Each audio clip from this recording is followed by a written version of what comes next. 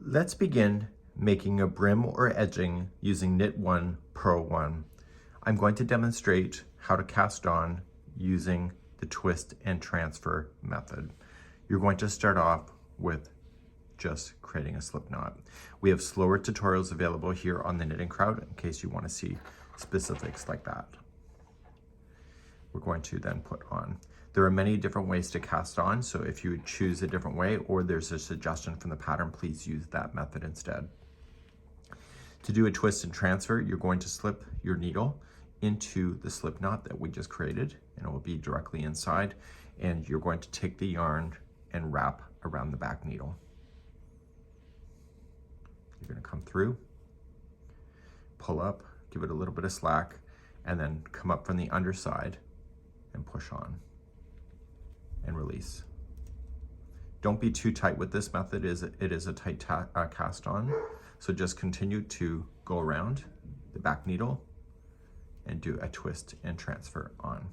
Do the number that I have suggested already at the beginning of the tutorial that this is for, and then for this method you need a multiple of 2, so no matter what this size is, it has to be an even number in order for this particular brim to work. Continue to cast on the number you need and maybe back here in just a moment. So I've been loading this and it's an even number. I need you to hear this. I want you to place 1 extra stitch on here. Okay, so even if the pattern says to do 80, do 81, and I'm gonna show you why in just a second. So just do an extra stitch. And what we're gonna do with that extra stitch is something that is going to join the two together instantly. So what I've been learning in knitting is that I've been joining on the first round going around, but then I end up with this gapping space. So what this is going to do is to close that space immediately. Now the goal here is to move this extra stitch that you just created over to this side, and you're gonna go in what is called this purlwise. So just straight on in and transfer it over to this needle. Keep things nice and tight.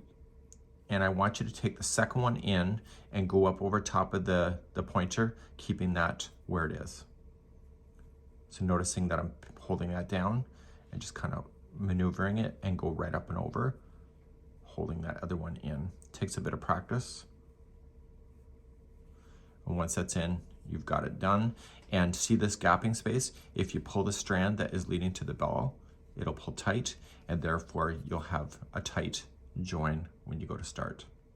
So now it will say knit 1, purl 1. It could also say purl 1, knit 1. It really doesn't matter. As long as you have an even number, it'll work every time.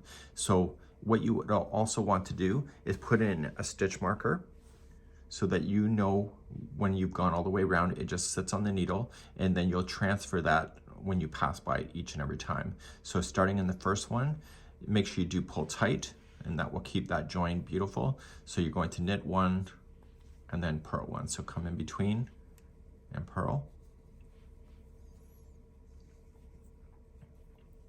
And then back, knit 1 and purl 1. And you're gonna do this all the way around until we get back to the stitch marker, and meet me there in just a second.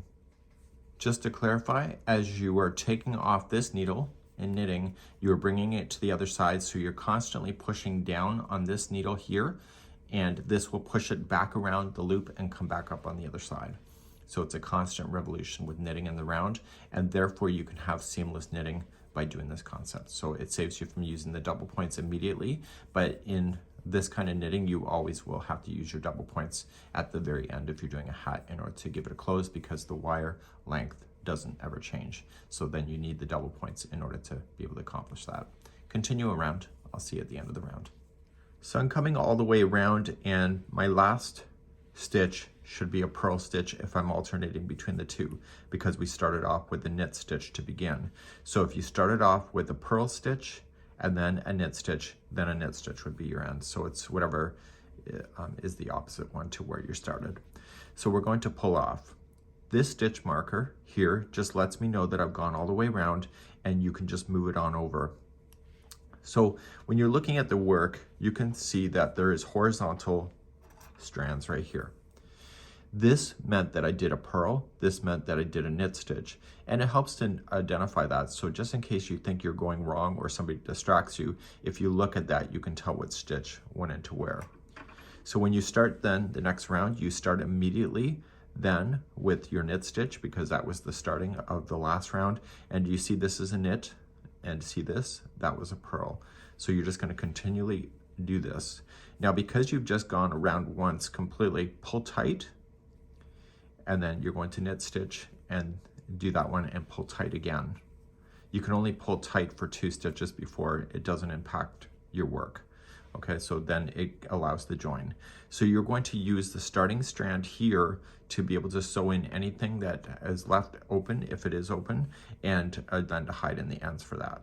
So this was a purl, so move it back, and so the next one has to be a knit, and you're continuing to alternate between the two. So this is where I'm going to leave you in this section, and if you're following this with a tutorial, just follow to the size that I'm suggesting. You're going to notice that the ribbing will appear really within the next few rounds, and you'll really see it, the stretch happening, and it's something that's really neat.